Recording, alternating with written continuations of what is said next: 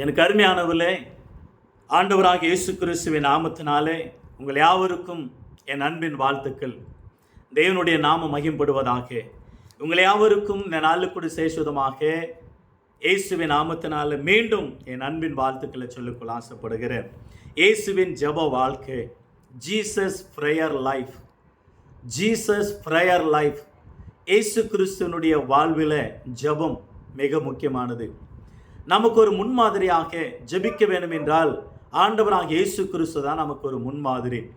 ஒரு ஜெப வாழ்க்கை என்றாலும் இயேசு கிறிஸ்து, பரிசுத்த வாழ்க்கை என்றால் இயேசு கிறிஸ்து, கிருபையாக நல்ல வாழ்க்கை வாழ வேண்டும் என்றாலும் இயேசு கிறிஸ்து, எப்படி பேச வேண்டும் என்றாலும் இயேசு கிறிஸ்து, எப்படி போதிக்க வேண்டும் என்றாலும் இயேசு கிறிஸ்து, எப்படி உலகத்தில் நடக்க வேண்டும் என்றாலும் இயேசு கிறிஸ்து. இயேசு கிறிஸ்து இந்த உலகத்துக்கு ரோல் மாடல். எத்தனையோ தலைவர்களுக்கு, எத்தனையோ உலகத்தில் இருக்கிற கோடிக்கணக்கான மக்களுக்கு அவர் ஒரு ரோல் மாடல், ஒரு முன்மாதிரி. அநேக தலைவர்கள் இயேசு கிறிஸ்துனுடைய வேத வாக்கியங்களையும் போதனைகளையும் படித்து அவர்கள் அவருடைய வழியில் நடந்திருக்கிறார்கள். அவரை குறித்து தங்களுடைய வாழ்க்கையில் பிரதிபலித்து இருக்கிறார்கள், தங்களுடைய புத்தகங்களில் எழுதியிருக்கிறார்கள். எனவே ஜெப வீரர்கள் எத்தனையோ பேர் தங்களுடைய வாழ்க்கையில் பைபிளில் இருக்கிற ஜெபங்கள் எல்லாவற்றையும் மேன்மைப்படுத்தி அதோடு கூட இயேசு கிறிஸ்துனுடைய ஜெப வாழ்க்கையை மேன்மையாக சொல்லியிருக்கிறார்கள். அவர் போல நாங்களும் மாற வேண்டும் என்று பிரயாசப்பட்டு வாழ்ந்த எத்தனையோ ஜெப வீரர்கள், பரிசுத்தவான்களை நாம் பார்க்க முடியும். நீங்களும் ஜெப வீரராக, ஜெப வீராங்கனையாக கூட இருப்பீர்கள். உங்களை யாவருக்கும் இயேசுவின் நாமத்தில் மீண்டும் வாழ்த்துகிறேன். ஒரு முறை டிஎல் மூடி அவர்களை கேட்கும் பொழுது, உங்கள் ஊழியத்தினுடைய அதாவது வெற்றி என்ன என்று சொல்லி கேட்கும் பொழுது அவர் சொன்ன ஒரு வார்த்தை, முதல் வெற்றி ஜெபம், இரண்டாவது வெற்றியும் ஜெபம், மூன்றாவது வெற்றியும் ஜெபம், வெற்றி தான், ஜெபந்தான் என் வாழ்க்கைக்கு என்று அருமையான ஒரு வார்த்தை சொன்னதை நமக்கு நன்றாக தெரியும். எனவே ஜெபம் இல்லாமல் வாழ்க்கை இல்லை.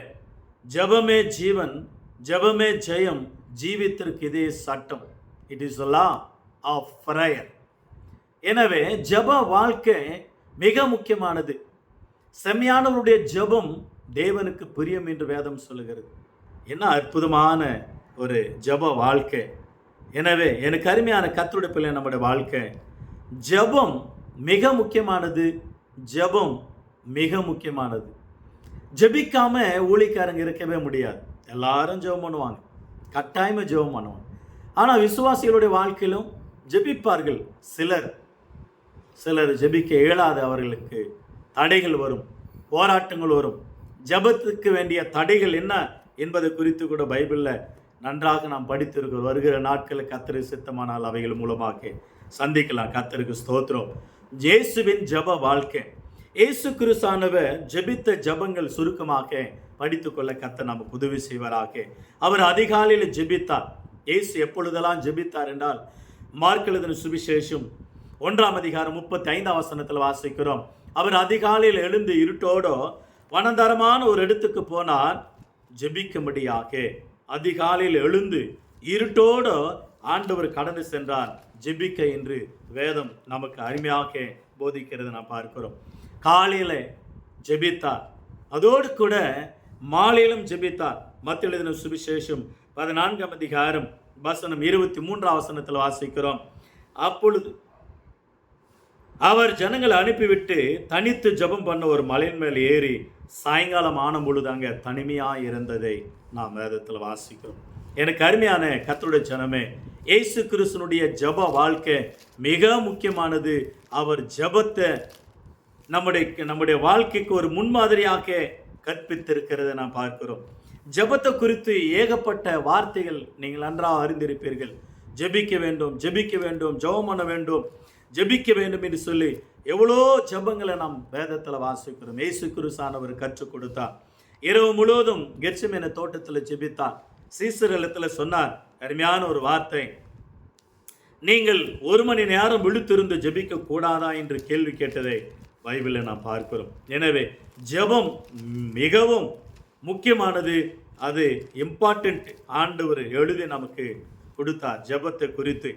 எனவே எனக்கு அருமையான தேவச்சனமே, ஜெபம் எவ்வளவு முக்கியமானது என்பது குறித்து இயேசு கிறிஸ்துவானவருடைய வாழ்வு மூலமாக நாம் கற்றுக்கொள்ளலாம். அதிகாலையில் ஜெபித்தார், சாயங்காலத்தில் ஜெபித்தார், இரவு முழுவதும் ஜெபித்தார். லூக்கா 6ஆம் அதிகாரம் 12ஆம் வசனத்தில் அந்நாட்களில் அவர் ஜெபம் பண்ணும்படி ஒரு மலையின் மேல் ஏறி ராவு முழுவதும் தேவனை நோக்கி ஜெபம் பண்ணி கொண்டு இருந்தார் என்று வேதத்தில் வாசிக்கிறோம். இரவு முழுவதும் ஜெபம். அதே லூக்கா புஸ்தகம் 5ஆம் அதிகாரம் 16ஆம் வசனம் கூட நாம் பார்க்கிறோம். லூக்கா எழுதின சுவிசேஷம் 5ஆம் அதிகாரம் 16ஆம் வசனம். அவரோ வனாந்தரத்தில் தனித்து போய் ஜெபம் பண்ணி கொண்டிருந்தார். ஜெபம், வனாந்தர ஜெபம் ரொம்ப அருமையாக ஆண்டவருக்கு பிடித்தது.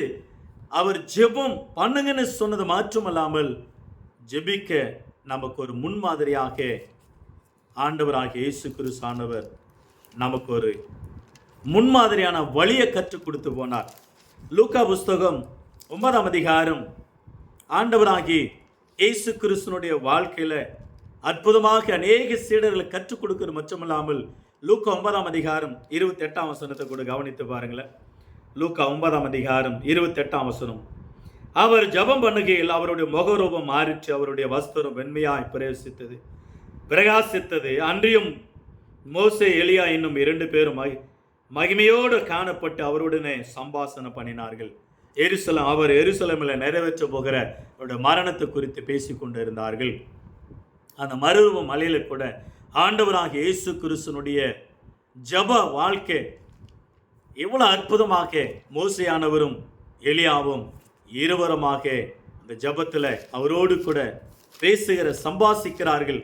அந்த எருசலேமில் அவர் நிறைவேற்ற போகிற அந்த சிலுவின் பாடுகளை குறித்து. லூக்கா எழுதின சுவிசேஷம் 21ஆம் அதிகாரம் வசனம் 35 முதல் சில வாக்கியங்களை பாருங்களேன். 36, 37 ஆகிய வசனங்கள். ஆகையால் இனி சம்பவிக்க போகிறவைகள் இவைகளுக்கெல்லாம் நீங்கள் தப்பி மனுஷகுமாரன் முன்பாக நிற்க பாத்திரவான்களாக எண்ணப்படுவதற்கு எப்பொழுதும் ஜெபம் பண்ணி விழித்திருங்கள் என்றார். அவர் பகற்காலங்களில் தேவாலயத்தில் உபதேசம் பண்ணி கொண்டிருந்தார். ராக்காலங்களில் போய் ஒளிவ மர எண்ணப்பட்ட மலையில் தங்கி வந்தார். என்ன அருமையான ஒரு வார்த்தை. ராவெல்லாம் போய் ஜெபம் பண்ணுவான் ஒளிவ மலையில், பகலெல்லாம் தேவாலயத்தில் பிரசங்கம் பண்ணுவான். யோவான் 8ஆம் அதிகாரம் 1ஆம் வசனம் 2ஆம் வசனம் பாருங்களேன். இயேசு ஒளிவ மலைக்கு போனார். ஏன் போனார்? ஜெபிக்க போனார். 2ஆம் வசனம். மறுநாள் காலையில் அவர் திரும்பி தேவாலயத்துக்கு வந்தார். எவ்வளோ அற்புதமாக இருக்குல்ல. ஜெபிக்க போனார், மறுபடியும் பிரசங்கிக்க வந்தார்.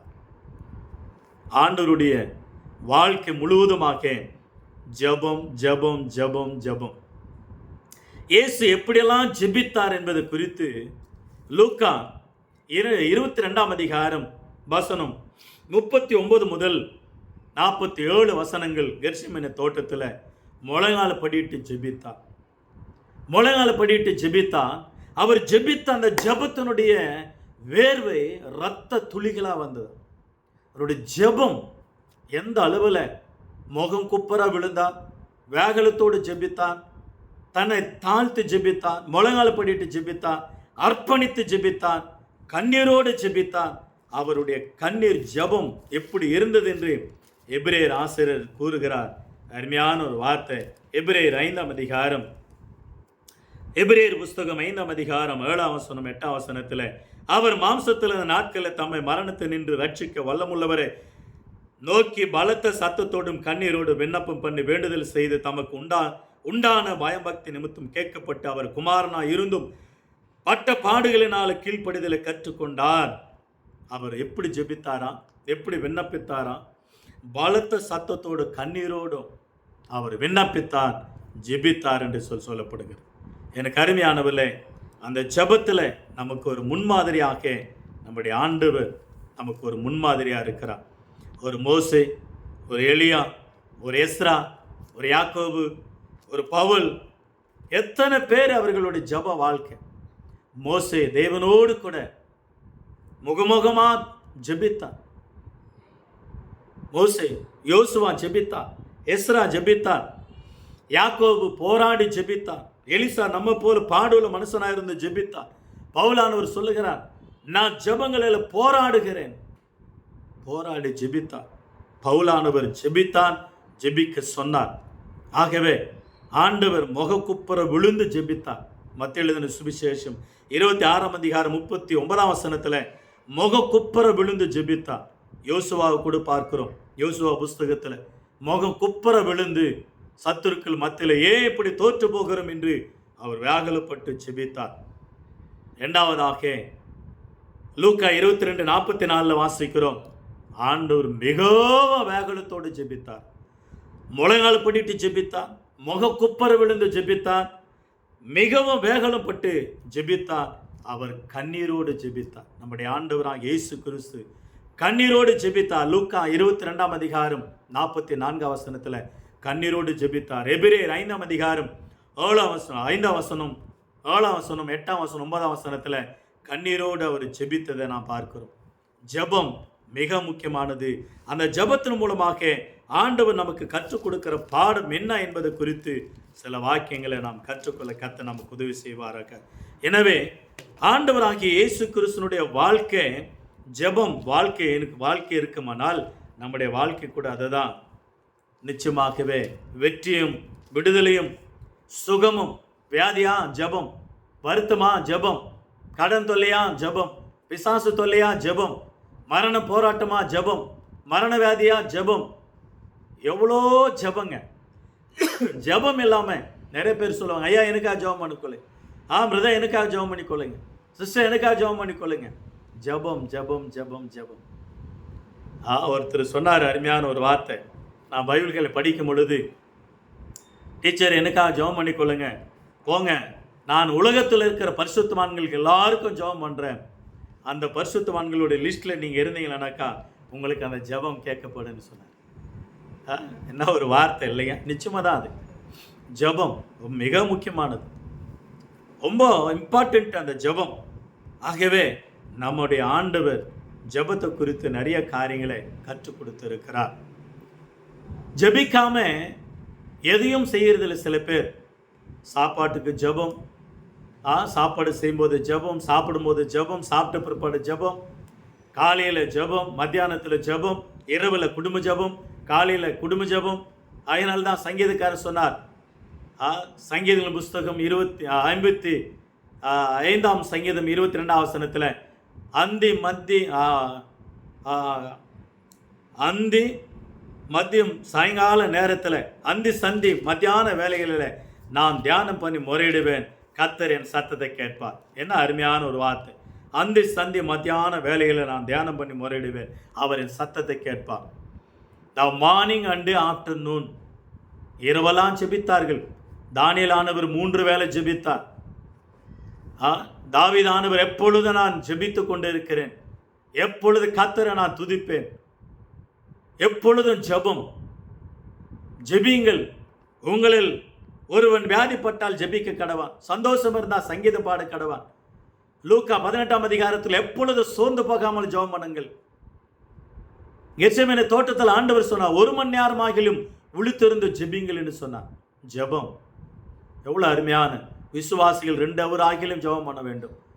பாஸ்டர்மார்கள் அதை காட்டிலும் 3 ஹவர் ஜெபிக்க வேண்டும். 3 நிமிஷமே இருக்க முடியவில்லை. 1/2 ஹவர் ஆண்டவருடைய சமூகத்தில் கழிக்க இயலாத நிலைமை. ஜெபம் மிக முக்கியமானது. ஜெபம் ஜெபம் இம்பார்ட்டண்ட்டு. குடும்ப ஜெபம் இம்பார்ட்டண்ட்டு. Family prayer important. ஜெபம், பைபிள் ஸ்டடி, ஆராதனை, குடும்ப கூட்டங்கள், பர்த்டே, ஆனிவர்சரி, இப்படியாக டெத் டே, என்னமாக வீடு ஹவுஸ் செலிப்ரேஷன், இப்படி ஒவ்வொரு ஜபங்களிலும் ஒவ்வொரு கூட்டங்களிலும் ஃபங்க்ஷன்களிலும் ஜபம் இல்லாமல் இல்லை. நிறைய பேர் சொல்லுவாங்க பாருங்க, என்னங்க ஆறுதல் ஜப கூட்டம், அப்படியாக குடும்ப ஜப கூட்டம், புது வீடு போகிறது ஜப கூட்டம், புது தொழில் தொடங்குகிறோம் ஜப கூட்டம், புது வேலைக்கு போகிறோம் ஜப கூட்டம். ஜபம் ஜபம் ஜபம் ஜபம் ஜபம். நம்முடைய வாழ்க்கையே ஜபம். அதுதான் நாம் உயிரோடு இருக்கிறோம், அதுதான் நாம் நிலை நிற்கிறோம். ஜபம் யாருக்கு செய்ய வேண்டும்? ஆண்டவருக்கு மகிமைப்படுத்த வேண்டும், தேசத்துக்காக ஜெபிக்க வேண்டும், ஊழியத்திற்காக ஜெபிக்க வேண்டும், மிஷனரிகளுக்காக ஜெபிக்க வேண்டும், சபைகளுக்காக ஜெபிக்க வேண்டும், சபை விசுவாசிகள் ஊழியக்காரருக்காக ஜெபம் பண்ண வேண்டும், சபை வளர்ச்சிக்காக ஜெபிக்க வேண்டும். சபை பிள்ளைகளுடைய ஆவிக்குரிய வாழ்க்கையில் வளருவதற்காக ஜெபிக்க வேண்டும். பாதுகாப்புக்காக ஜெபிக்க வேண்டும். தேசத்தின் தலைவர்கள் நல்ல ஆட்சி செய்யும்படியாக அவர்கள் பாதுகாப்புக்காக ஜெபிக்க வேண்டும். அதுதான் அப்போஸ்தலன் பவுல் சொன்னார், நாம் அமைதியோடு ஜீவன் பண்ணும்படியாக அதிகாரிகளுக்கு நாம் ஜெபிக்க வேண்டும் என்று சொல்லி இருக்கிறார். அரசாங்கத்தில் அதிகாரத்தில் இருக்கிற அரசியல்வாதிகளுக்கும் அதிகாரிகளுக்கும் ஆண்டவராகி தேவனிடத்தில் நாம் முழங்காலப்படிட்டு அவர்களுக்காக ஜெபிக்க வேண்டும். அவர்கள் குடும்பங்கள் ஆசீர்வதிக்கப்படணும், அவர்கள் ஆசீர்வாதமாக இருக்கணும், அவருடைய வாழ்க்கையில சேஷதமாக நல்ல ஆட்சி செய்ய வேண்டும், அவர்கள் குடும்பங்களை செழிக்க வேண்டும், அவர்களை நல்ல நல்ல திட்டங்களை சொல்ல வேண்டும், ஜனங்களுக்கு செய்ய வேண்டும். அதுக்காக தேசத்திற்காக ஜெபிங்களை சொன்னார். ஜெபிக்க வேண்டும். அதுதான் நம்முடைய கடமையா இருக்கிறது. ஆகையினால தான் அப்போஸ்தலன் பவுல் ஆனவர் அருமையான ஒரு வார்த்தை சொன்னார், நீங்கள் ஜெபிக்க வேண்டும். யாருக்கெல்லாம் ஜெபிக்க வேண்டும் என்று சொன்னார்? நன்றா தெரியும் இல்லையா? நான் பிரதானமாக சொல்லுகிறது புத்தி எனவெனில் எல்லா மனுஷருக்காகவும் விண்ணப்பங்களையும் ஜபங்களையும் வேண்டுதல்களையும் ஸ்தோத்திரங்களையும் பண்ண வேண்டும். நாம் எல்லாம் பக்தியோடும் நல்லொழுக்கத்தோடும் கலகமில்லாமல் அமைதியுள்ள ஜீவனம் பண்ணும்படிக்கு ராஜாக்களுக்காகவும் அதிகாரமுள்ள யாவருக்காகவும் அப்படியே ஜபம் பண்ண கடவோம், அப்படியே செய்ய கடவோம். சாமுவேல் ஜனங்களை பார்த்து அருமையான ஒரு வார்த்தை சொன்னார், நான் உங்களுக்காக ஜெபிக்காத இருந்தால் நான் பாவம் செய்கிறவனாயிருப்பேன். ஜெபிக்காததே பாவமா? எவ்வளவு அருமையான ஒரு வார்த்தை இல்லை? ஜெபிக்காத இருந்தாவே பாவம். அப்போ ஜெபிக்காம இருந்தாவே பாவம்னா மனுஷனுடைய வாழ்வில் இன்னும் அதை விட என்ன வார்த்தை ஆண்டவர் அருமையான அந்த வார்த்தையை சொல்லுவார். பாருங்க, 1 சாமுவேல் புஸ்தகம் 12ஆம் அதிகாரம் 23ஆம் வசனம். நானும் உங்களுக்காக விண்ணப்பம் செய்யாது இருப்பேனாகில் கர்த்தருக்கு விரோதமாக பாவம் செய்கிறவனாயிருப்பேன். அது எனக்கு தூரமாக இருப்பதாக நன்மையும் சேவையுமான வழியை நான் உங்களுக்கு போதிப்பேன். Wonderful words. ஆண்டவருடைய வார்த்தை பாருங்க. ஜெபிக்க சொல்றார். ஆண்டவராக இயேசு கிறிஸ்துவோடு கூட இருந்த சீடர்களில் ஒரு சீஷன் யாருன்னு தெரியவில்லை, அவர் பேர் என்னன்னு தெரியவில்லை. 12 சீடர்கள் ஒருவரா அல்லது அவங்களோடு கூட ஊழியம் செய்த 70 சீடர்கள், இன்னும் நிறைய பேர் எண்ணிக்கடங்காத சீடர்கள் ஊழியம் செய்த அவர்களில் ஒருவரான்னு புரியவில்லை. ஆனால் லூக்கா 11ஆம் அதிகாரம் 1ஆம் வசனம் 2ஆம் வசனத்தில் கவனித்து பாருங்களேன். அவர் ஒரு இடத்துல ஜெபம் பண்ணி முடித்து பின்பு அவருடைய சீசரில் ஒருவன் அவரை நோக்கி, ஆண்டவரே, யோவான் தான் சீசருக்கு ஜெபம் பண்ண போதிக்கிறது போல நீரும் எங்களுக்கு போதிக்க வேண்டும் என்றான். யோவான் சொன்னானுடைய சீடர்கள் போதிக்கிறாங்க, கற்றுக்கொள்கிறாங்க, ஜெபிக்கிறாங்க. ஆகவே நீங்க எங்களுக்கும் ஜெபம் கற்றுக் கொடுங்க. உங்களை போல கடல் நடக்கணும், உங்களை போல அற்புதம் செய்யணும், 2 பேர் 5 10 5000 பேர் போஷித்து மீதியானதை எடுத்து வைக்கணும், தண்ணீரை திராட்சரசமாக மாற்றணும், குஷ்டைகளை குணமாக்கணும், வேதஸ்தில குணமாக்கணும், இப்படிப்பட்ட வரத்தையும் வரங்களையும் கிஃப்ட்டுகளையும் தாங்கன்னு கேட்கவில்லை அந்த சீஷன். உங்களை போல ஜெபிக்கணும், யோவான் சீடர்களுக்கு போதிக்கிறது போல ஜெபிக்க எங்களுக்கு கற்றுத்தாரும். தர் வண்டர்ஃபுல் குட் அருமையாக்கிய சீஷன், குட் டிசேபிள், அந்த நல்ல ஒரு சீஷன் என்று கூட சொல்லலாம். ஆகவே நம்முடைய வாழ்க்கை ஜெபம். நிறைய பேர் பாருங்களேன், ஜெபம் நைட் ஜெபம்னா போக மாட்டாங்க யாரும், உபாச ஜெபம்னா போக மாட்டாங்க யாரும். ஆனால் ஆராதனைனா ஏகப்பட்ட ஜனங்க இருப்பாங்க. ஜெபம் பண்ணணுங்க, அதுதாங்க நல்லது. சரி, ஆண்டவருக்கு மகிமுண்டாகட்டும். எப்படி ஜெபிக்கணும்? 1/4 மணி நேரம் ஜெபம் பண்ணலாம், 1/2 hour ஜெபம் பண்ணலாம், 1 மணி நேரம் ஜெபம் பண்ணலாம், 2 மணி நேரம் ஜெபம் பண்ணலாம், 3 hour ஜெபம் பண்ணலாம். நமக்கு வெறுப்பு வராதபடிக்கு நாம் ஜெபிக்க வேண்டும். ஒரு அதிகாரத்தை நான் உங்களுக்கு சொல்ல விரும்புகிறேன். அந்த அதிகாரத்தில் ஆண்டவர் எப்படி ஜெபித்தார், எதற்காக ஜெபித்தார், ஏன் ஜெபித்தார், எப்படி ஜெபிக்க வேண்டும் என்று கற்றுக் கொடுத்திருக்கிறார். அதை நாம் அந்த அதிகாரத்தை கற்றுக்கொள்வோமானால், அந்த அதிகாரத்தை நாம் படித்துக்கொள்வோமானால், நாம் ஆண்டவராக இயேசு கிறிஸ்து போல அவரை விட மிஞ்சி போக முடியாது. ஆனால் நம்முடைய வாழ்க்கைக்கு ஓரளவில் ஜெப வீரர்களாக மாற முடியும். என் தேச எல்லையெங்கும் அப்பா நீ ஆள வேண்டும். அந்த பாடலில் ஒரு பாட்டு வருது, அருமையான ஒரு வார்த்தை. ஜப வீரனாக நான் விளங்கணும், என் ஜீவிய காலமெல்லாம் ஜப வீரன் என்று எழுதும், ஜப வீரன் என்று எழுதும் என்று சொல்லப்படுது. கீழே வாசிக்கலாம்.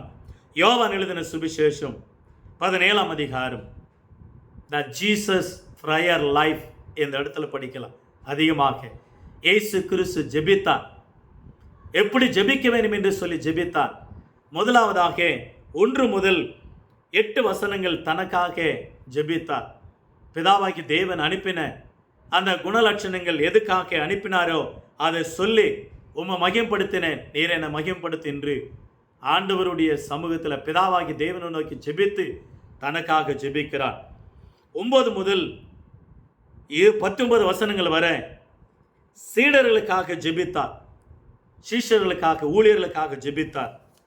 மூன்றாவதாக 20ஆம் வசனம் முதற்கொண்டு 26ஆம் வசனம் வரை விசுவாசிகளுக்காக ஜெபித்தார். 3 பாகங்களாக. The John Gospel chapter 17 verse 1 to 26 words. யோவான் 17ஆம் அதிகாரம் 1 முதல் 26 வசனங்களில் பார்க்கிறோம். அந்த முதலாவதாக தனக்காக ஜெபிக்கிறார் இயேசு கிறிஸ்து. பாருங்களேன், அருமையான ஒரு வார்த்தை. பூமியிலே நான் உம்மை மகிமைப்படுத்தினேன், நான் செய்யும்படி நீர் எனக்கு நியமித்த கிரியை செய்து முடித்தேன் சொல்றாரு. பிதாவே, உலகம் உண்டாகிறதுக்கு முன்னே உம்மிடத்தில் எனக்கு உண்டாயிருந்த மகிமையினாலே இப்பொழுது நீர் என்னை உம்மிடத்தில் மகிமைப்படுத்தும். கீழே, உம்முடைய குமாரன் உம்மை மகிமைப்படுத்தும்படிக்கு நீர் உம்முடைய குமாரனை நீர் மகிமைப்படுத்தும். ஒன்றான மெய்தேவனாக உம்மை அறிவதும் நீர் அனுப்பின இயேசு கிறிஸ்து அறிவதும் நித்திய ஜீவன். பிதாவே, நீர் என்ன சொன்னீர் அதெல்லாம் செய்து முடிச்ச. 7ஆம் வசனம், நீர் எனக்கு தந்தவைகள் எல்லாம் உம்மால உண்டானது என்று இப்பொழுது அறிந்திருக்கிறேன். நீர் எனக்கு கொடுத்த வார்த்தையெல்லாம் நான் அவங்களுக்கு கொடுத்திருக்கிறேன், நிறைவேற்றி இருக்கிறேன் எனக்காக. அப்போ ஒரு 10 நிமிஷம், 1/4 மணி நேரம் நமக்காக, நம்ம குடும்பத்துக்காக, நம்முடைய பிள்ளைகளுக்காக, ஊழியர்களுக்காக, வேலைகளுக்காக ஜெபம் பண்ணலாம். 2ஆவதாக ஊழியக்காரர்களுக்காக ஜெபம் பண்ணுறார். எவ்வளோ ஜெபம் பண்ணுறாரு பாருங்க. வசனம் 9 முதல் 19. 2வது குறிப்பு. முதலாவதாக தனக்காக ஜெபித்தார். அதில் நம்மை சேர்த்து கொண்டு நமக்காக 1/4 மணி நேரம். 2ஆவதாக 9ஆம் வசனம், நான் அவர்களுக்காக வேண்டிக் கொள்கிறேன், உலகத்துக்காக வேண்டிக் கொள்ளாமல் நீர் எனக்கு தந்தவர்களுக்காக வேண்டிக் கொள்கிறேன். அவர்கள் உம்முடையவர்களாக இருக்கிறார்களே. என்னுடையவைகள் யாவும் உம்முடையவைகள், உம்முடையவைகள் யாவும் என்னுடையவைகள். அவர்களில் நான் மகிமைப்பட்டு இருக்கிறேன். பிதாவை பார்த்து சொல்றாரு, நீர் எனக்கு தந்தவர்கள் எனக்குரியவர்கள், எனக்குரியவர்கள் எல்லாம் உமக்குரியவர்கள். ஆகியவை அவர்களுக்காக நான் ஜெபிக்கிறேன். ஊழியக்காரர்களுக்காக ஜெபம் பண்ணும். ஊழியக்காரர்கள் இன்றைக்கு ஊழியக்காரர்களுடைய சுகத்துக்காக, ஊழியக்காரர்களுடைய குடும்பத்துக்காக, ஊழியக்காரருடைய பிள்ளைகளுக்காக, விசேஷமாக ஊழியக்காரர்களுடைய சுகம் நல்ல ஆரோக்கியமாக இருந்து அந்த ஊழியர்களை நல்லா செய்ய வேண்டும் என்று சொல்லி ஊழியர்களுக்காக நாம் ஜெபிக்க வேண்டும். ஊழியர்களுக்காக எதுக்காக ஜெபம் பண்ணணும்? கொஞ்சம் யோசித்து பாருங்க. அவங்களை எதுக்காக ஜெபம் பண்ணணும்னா 11ஆம் வசனத்தில், நீர் எனக்கு தந்தவர்கள் நம்ம போல் ஒன்றாக இருக்கும்படி நீர் அவர்களை உம்மிடத்தில் அவர்களை உம்முடைய நாமத்தினாலே காத்துக்கொள்ளும். நாம் எப்படி ஒன்றாக இருக்கிறோமோ, பிதா குமார பரிசுத்த ஆவியானவர் மூவரும் 3 செயலில் இருந்தாலும் ஒன்றாக இருக்கிறது போல நாம் எப்படி ஒன்றாக இருக்கிறோமோ ஆவணமாக ஊழியர்கள் எல்லாரும் ஒன்றாக இருக்க வேண்டும். எவ்வளோ அருமையான ஒரு வார்த்தை. இன்றைக்கு ஊழியர்கள் ஒரு பார்த்தா ஒரு ஆகிறதில்லை. ஒருத்தன் உயர்த்தப்பட்டதை குறித்து ஒருத்தன் மேன்மை பாராட்டுறதில்லை. ஒருத்தன் தாழ்ந்து போனதை பார்த்து சந்தோஷப்படுறாங்க. அவனை எப்படி அந்த ஊழியக்காரனை லிஃப்ட் பண்ணலாம், அவனை தூக்கி விடலாம், அவனை என்கரேஜ் பண்ணலாம். இன்றைக்கு நிறைய பேர் டிஸ்கரேஜ் பண்ணுகிறவர்கள் இருக்கிறார்கள், என்கரேஜ் பண்ணுறவங்க குறைவு. ஒரு ஊழியக்காரன் ஏதோ தவறு செய்தானா, விழுந்து போனான ஒரு பாவத்தில், அவனை தூக்கி விடுவோம், அவனுக்கு ஆலோசனை சொல்லுவோம், உதவி செய்வோம், ஹெல்ப் பண்ணுவோம், டிஸ்கரேஜ் பண்ணாமல் என்கரேஜ் பண்ணுவோம். நோ, அவனை அப்படியே போட்டு அமுக்குவாங்க, மெதிப்பாங்க, அவன் சாவலாம் கைத்தட்டி சிரிப்பாங்க. எனக்கு கொரோனா வந்த பிற்பாடு எனக்கு கொரோனா என்று பெயர் வச்சாங்க. நான் செத்தா கட்டு ஓட்டு பண்ணுவேன், கட்டு ஓட்டு வைப்பேன், பேனர் கட்டுவேன் அப்படியெல்லாம் என் முன்னாடி கூட கேலி பண்ணி சிரித்தாங்க. என்னை பார்த்து அப்படியே ஏவலமா கொரோனா வருது கொரோனா வருது. அடா பாவீங்களே, கொரோனா வருதில்ல, அது எங்கேயோ இருந்து வந்தது. எல்லாருக்கும் கொரோனா வந்தது. எத்தனையோ தேவதாசர்கள் மரித்து போனார்கள். ஆண்டவர் எனக்கு ஜீவனை கொடுத்தார். சந்தோஷம். ஜீவனை கொடுத்ததுனால என்னவோ நான் பெரிய பரிசுத்தவானன்னு நினைக்காதீங்க.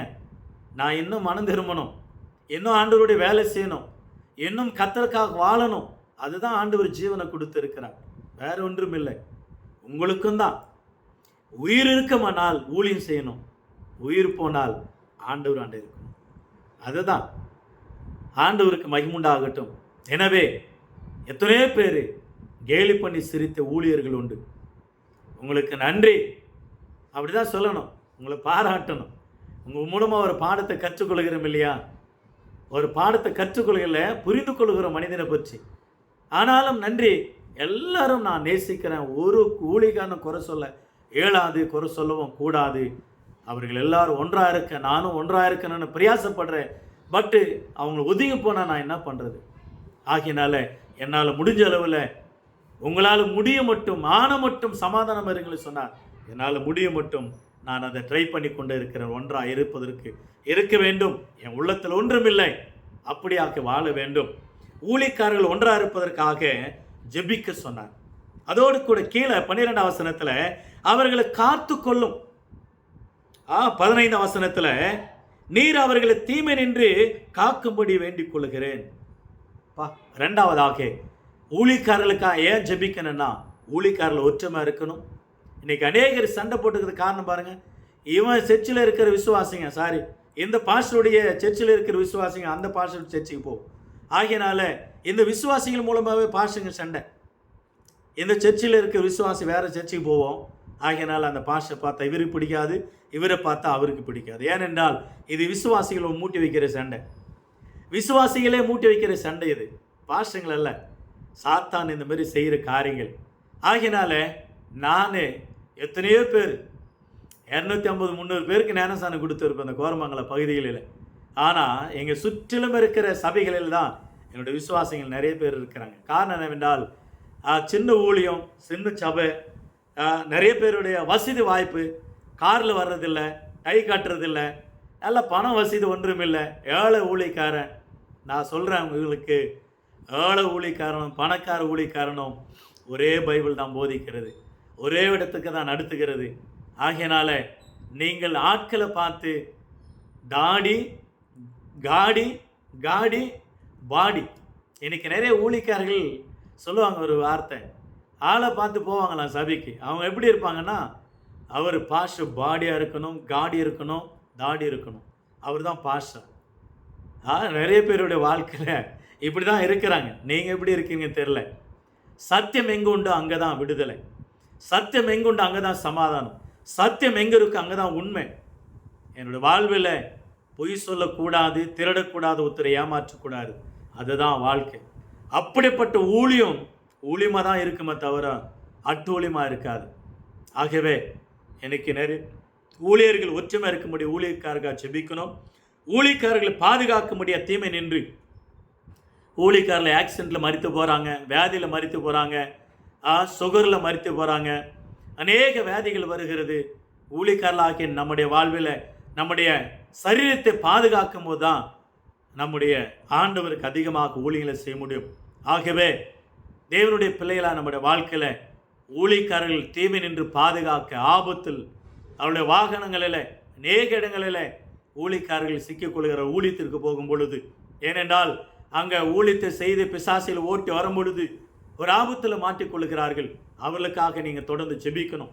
விசுவாசிகள் உங்கள் ஊழியக்காரர் ஊழியத்துக்கு போனால் ஜெபம் பண்ணணும். உங்கள் ஊழியக்காரர் ஊழியத்துக்கு போயிட்டு மீண்டும் திரும்பி வரலாம்.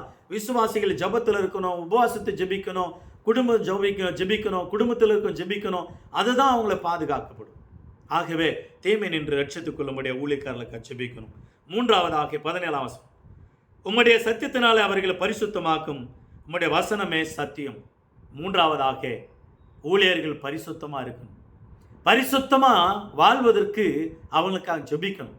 இன்னைக்கு ஊழியக்காரனுடைய வாழ்வில் பாருங்கள், அவங்க அசுத்தமான காரியங்களை விழுதுன்றாங்கன்னா ஊழியம் கெட்டு போயிடும். ஒரு பொய் பேசுறதுலையோ, ஒருத்தர் பணத்தில் ஏமாத்துறதோ, ஒரு நிலத்தை ஏமாத்துறதோ, சபையை அபகரிக்கிறதோ, சபையை பிரிக்கிறதோ, பணத்தை திருடுவதோ, சபையில் அப்படியாக சில நேரங்களில் விபச்சாரத்தில் விழுந்து விடுவதோ, மற்றவங்களிடத்தில் அப்படியாக கவர்ச்சிகரமான வார்த்தைகளால் செல்போனுங்களை பேசுகிறதோ, இவைகள் எல்லாமே ஊழியக்காரர்கள் பின்வாங்கி போவதற்கும் அசுத்தமான காரியங்களில் ஈடுபடுவதற்கும், அப்படிப்பட்ட காரியங்களில் செய்யக்கூடாது, தலையிடவும் கூடாது. நம்முடைய வார்த்தை சொன்னோமா, ஜெபம் பண்ணோமா, இக்கட்டில் இருக்கிறாங்களா, உதவி செஞ்சோமா, போயிட்டே இருக்கணும். நிந்தனைகள் வரும், அவமானங்கள் வரும், துக்கங்கள் வரும். தங்களை நீதிமான்களாக எப்படியோ பிசாசு யார் மூலமாகிலும் நம்ம மேலே துர்ச்செய்தியை சொல்லுவான். ஆண்டவர் சொன்னார் இல்லையா, மத்தேயு 5ஆம் அதிகாரம் 11, 12, 13 ஆகிய வசனங்களில், என் நாமத்து நிமித்தம் உங்கள் மேலே பொய்யான வார்த்தைகளை சொல்லுவார்கள், தீமையான வார்த்தைகளை சொல்லுவார்கள், நீங்கள் சந்தோஷப்பட்டு களி கூறுங்கள். கெட்ட வார்த்தைகளை கூட சொல்லுவான், ஆனால் சந்தோஷப்படுங்கள். யோசேப்பு போல உண்மையாருங்கள், நிந்தனைகள் நிஜமாகாது. ஒரு நாளைக்கு அதே வாய் அவன் பரிசுத்தவான் என்று சொல்லும். ஏனென்றால் தன்னை அவன் பெரியவனாக்கே பரிசுத்தவனாக்கே நிரூபித்துக் கொள்வதற்கு நம் மேலே எவ்வளோ சொல்லலாம். ஆனால் ஆண்டவர் அதை கவனிப்பார், எழுதி வைப்பார், அவனை குற்றம் சாட்டுவார். ஆகவே அருமையான கர்த்தருடைய பிள்ளை, நம்முடைய வாழ்க்கையில் மூன்றாவதாக ஊழியக்காரருக்காக ஜெபிக்க வேண்டும். எப்படி என்றால் பரிசுத்தமாக. ஒன்று, அவர்கள் ஒன்றாக இருப்பதற்கு, ரெண்டாம் பாதுகாக்கப்படுவதற்கு, மூன்றாவதாக பரிசுத்தம் அலுவதற்கு. கடைசியாக வேத வசனம் வாசிக்கிறோம். யோவான் 17ஆம் அதிகாரம் வசனம் 20 முதல் 26 வசனங்களில் விசுவாசிகளுக்காக ஜெபம் பண்ணணும். விசுவாசிகளுக்காக ஜெபம் பண்ணணும். பாருங்க, இயேசு கிறிஸ்து என்ன எப்படி ஜெபம் பண்ணியிருக்கிறார் பாருங்க. நான் இவர்களுக்காக வேண்டிக் கொள்கிறதும் அல்லாமல் இவர்களுடைய வார்த்தையினாலே என்ன விசுவாசிகளுக்காகவும் வேண்டிக் கொள்கிறேன் என்றார். அருமையாக வார்த்தைகள் கவனித்து பாருங்க. இவர்களுக்கு மட்டுமல்லாமல் இவர்கள் மூலமாக உலகத்தில் இருக்கிற அத்தனை விசுவாசிகளுக்காக வேண்டிக் கொள்கிறேன். பிறக்க போகிறவர்களுக்கும், இன்னும் பிறக்க போகிறவர்களுக்கும், பிறந்தவர்களுக்கும் நான் வேண்டிக் கொள்கிறேன். எனக்காக உனக்காக இயேசு கிறிஸ்து எப்பவோ ஜெபம் பண்ணிட்டார். எவ்வளோ அருமையான ஒரு வார்த்தை. அந்த வார்த்தை வாசித்து பாருங்க. அவர்கள் ஒன்றாக இருப்பதற்காக, விசுவாசிகளும் ஒன்றாக இருப்பதற்காக. விசுவாசிகளுடைய கூத்து கூட பாருங்களேன். இந்த சபைக்கு போகிற விசுவாசி அந்த சபை பேசாது, அந்த சபைக்கு போகிற விசுவாசி இந்த சபைக்கு வராது பேசாது. இந்த ஊழியக்காரனை பற்றி குறை சொல்லும். எங்கள் பாஸ்டர் நல்லா போதிக்கிறாரு, எங்கள் சபையில் இருந்தால் தான் நாங்கள் பரலோகத்துக்கு போவோம், அந்த சபை பரலோகத்துக்கு போவாது. அப்படியாக துன்மார்க்கமான வார்த்தைகளை சொல்லுவாங்க. சொல்லக்கூடாது, தப்பு. ஆகவே விசுவாசிகள் ஒன்றாக இருப்பதற்காக, விசுவாசிகள் தேர வேண்டும். பாருங்களேன், 23ஆம் வசனத்தில், அவர்கள் ஒருமைப்பாட்டிலே அவர்கள் தேறினவர்களாக இருக்கும்படி தேர வேண்டும். தேறினவன் எவன் குருவை போல அல்ல, குருவுக்கு மிஞ்சனவன் அல்ல, குருவை போல இருப்பான். வேத வாக்கியங்களே தேற்றுகிறதா இருக்கிறது. வேத வாக்கியங்கள் எப்படி தேர வேண்டும்? பைபிள் ஸ்டடியில், குடும்ப ஜபங்களில், ஆராதனை நேரங்களில், அப்படியே தனிப்பட்ட முறையில் ஜெபிக்கிறது, வேதத்தை வாசிக்கிறது, ஆண்டவர் குறித்து அறிவது. அறிகிற அறிவில் ஆண்டவராகி தேவன் ஒன்றாக இருக்க வேண்டும். ரெண்டாவது தேர வேண்டும். பாரு, 30-40 வருஷம் விசுவாசி ஜெபிக்க தெரியாது, வேதவசனம் தெரியாது, எப்படி நடக்கணும்னு தெரியாது, சத்தியம் தெரியாது, மற்றவங்களை குறை சொல்லிக்கிட்டே இருப்பாங்க. தேர வேண்டும். நீங்கள் வளர வேண்டும், ஆவிக்குரிய ஜீவத்தில் வளர வேண்டும். மூன்றாவதாக 24ஆம் வசனம், பிதாவே, உலக தோற்றத்துக்கு முன் நீர் என்னில் அன்பா இருந்தது போல நீர் எனக்கு தந்த என்னுடைய மகிமையை நீர் எனக்கு தந்தவர்களுக்கு காணும்படி நான் எங்கே இருக்கிறேனோ அவர்களும் என்னோடு கூட நான் இருக்கும்படியாக விரும்புகிறேன். என்ன சொல்றாரு 26ஆம் வசனத்தில் கூட, நீர் என்னிடத்தில் வைத்த அன்பு அவர்களிடத்தில் இருக்கும்படியாக நானும் அவர்கள் இருக்கும் பொழுது உம்முடைய நாமத்தை அவர்களுக்கு தெரியப்படுத்துகிறேன், இன்னமும் தெரியப்படுத்துவேன்.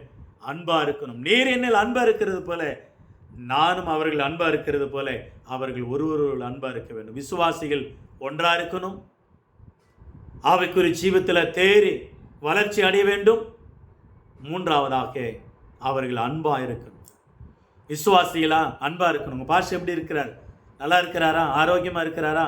அவருக்காக ஜெபம் பண்ணலாம். நானும் ஜெபிக்கிறேன். நல்லா இருக்கிறாரா? ஏதாவது உதவி செய்ய முடியுமா? இந்தாங்க உங்கள் பாஸ்டருக்கு ஒரு 100 ரூபாய் கொண்டு போய் கொடுங்க. அவர் கிராமத்துக்கு ஊழியத்துக்கு போனாருன்னு நினச்சேன்.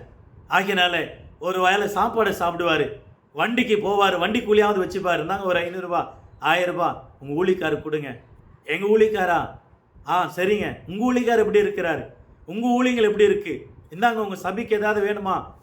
எங்கள் ஊழிக்கார் கேட்டார். இப்படியெல்லாம் சொல்ல முடியுமா? அந்த அளவில் விசுவாசிகள் இப்போ ஊழிக்காரனை பற்றி கம்ப்ளைண்ட் பண்ணக்கூடாது, ரிப்போர்ட் பண்ணக்கூடாது, சப்போர்ட் பண்ணணும். ஒருத்தரை குறித்து ரிப்போர்ட் பண்ணக்கூடாது, குற்றம் சாட்டக்கூடாது, குற்றவாளியாக்க நிரூபிக்கக்கூடாது, அவர்கள் சப்போர்ட் பண்ணணும். ஆகவே எனக்கு அருமையான கர்த்தருடைய பிள்ளை, நம்முடைய வாழ்க்கையில் ஜெபம் மிக முக்கியமானது, மிக முக்கியமானது ஜெபம். இயேசுவின் ஜெப வாழ்க்கை, ஜீசஸ் ப்ரேயர் லைஃப், அது நம்முடைய ப்ரேயர் லைஃபாக மாறணும். அதனால தான் ஆண்டவர் இந்த ஜெபத்தை குறித்து சொல்லியிருக்கிறார், எழுதியிருக்கிறார், நமக்கு எழுதியும் கொடுத்திருக்கிறார். ஆகவே எனக்கு அருமையான கர்த்தருடைய பிள்ளை, நம்முடைய வாழ்க்கையில் ஜெபிப்போம். உங்களை யாவருக்கும் கைகூப்பி கேட்கிறேன், எனக்காக ஜெபம் பண்ணிக்கொள்ளுங்கள், ஊழியர்களுக்காக ஜெபம் பண்ணிக்கொள்ளுங்கள். கர்த்தர் உங்களை யாவரும் ஆசீர்வதிப்பாராக. உங்களை யாவருக்காக ஒவ்வொரு நாளும் தெருப்பில் நின்று ஜெபிக்கிறேன். ஆண்டவருடைய நாமம் மகிமைப்படுவதாக.